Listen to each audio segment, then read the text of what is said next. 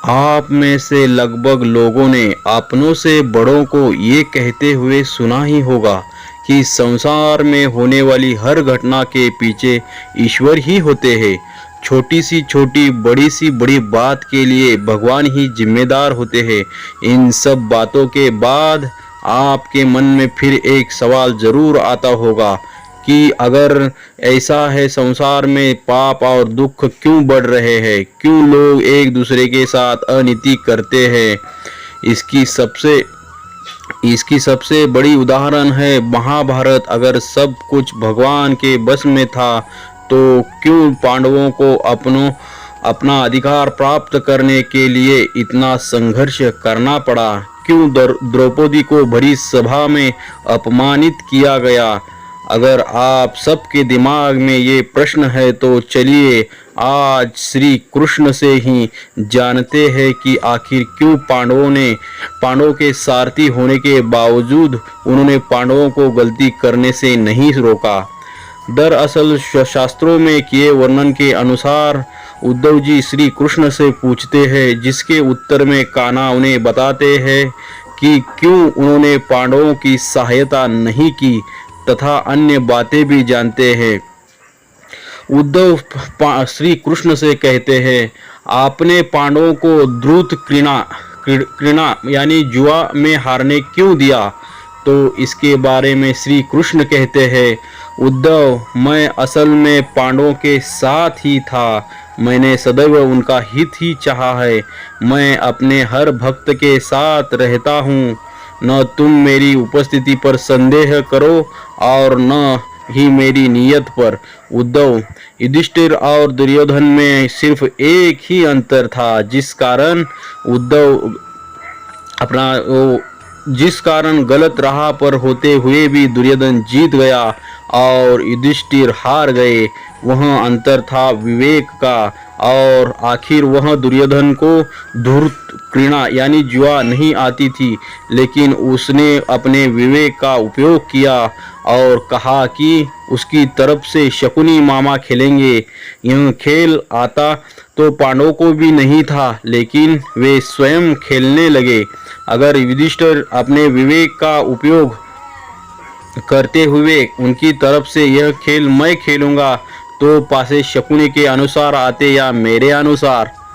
उद्धव कहता है, आप अपनी शक्ति से पासे क्यों नहीं पलटे।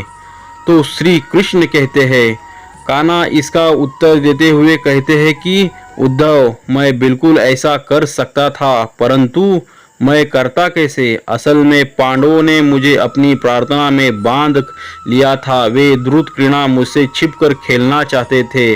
उन्हें लगा कि मुझे पता नहीं चलेगा कि वे लोग अंदर क्या कर रहे हैं। उन्होंने मुझे अपनी प्रार्थना में बांध कर कहा, जब तक आपको पुकारा न जाए आप अंदर नहीं आएंगे। अब तुम ही बताओ, मैं अंदर कैसे आता। उद्धव पूछता है, क्यों नहीं रोका द्रौपदी का अपमान। श्री कृष्ण कहते हैं, उद्धव, द्रौपदी ने भी मुझे कहा पुकारा था। जब उसे अपमानित करते हुए उसके कक्ष से सभा तक लाया गया तो वह अपनी सामर्थ्य से जूझती रही, परंतु उसने भी मुझे नहीं बुलाया और वो मुझे भूल गई। हाँ, जब उसे लगा कि अब जो कुछ हो रहा है वो उसके वश में से बाहर है, तब उसने सभा के भीतर मुझे पुकारा। तब मैं तुरंत वहां उपस्थित हो गया। उद्धव कहता है, क्यों पांडवों को गलती करने से नहीं रोका। श्री कृष्ण कहते हैं, उद्धव, मैं भी कुछ नियमों से बंधा हुआ हूँ। जो अपने विवेक का उपयोग करता है वही जीतता है। पांडव अपने भाग्य को कोसते रहे। उन्होंने एक बार भी नहीं मुझे याद नहीं किया कि कृष्ण आओ और हमें सहायता करो। अगर वो ऐसा करते तब मैं उनकी सहायता नहीं करता क्या, तब मैं गलत होता। उद्धव कहता है, क्या आपने भक्त को गलत कार्य करने से रोकना आपका दायित्व नहीं था। श्री कृष्ण कहते हैं, उद्धव, जिस समय लोग कोई भी कार्य करते हैं उन्हें इस बात का हमेशा ध्यान रखना चाहिए कि उनके साथ हूँ, मैं उनके साथ हूँ और सब देख रहा हूँ।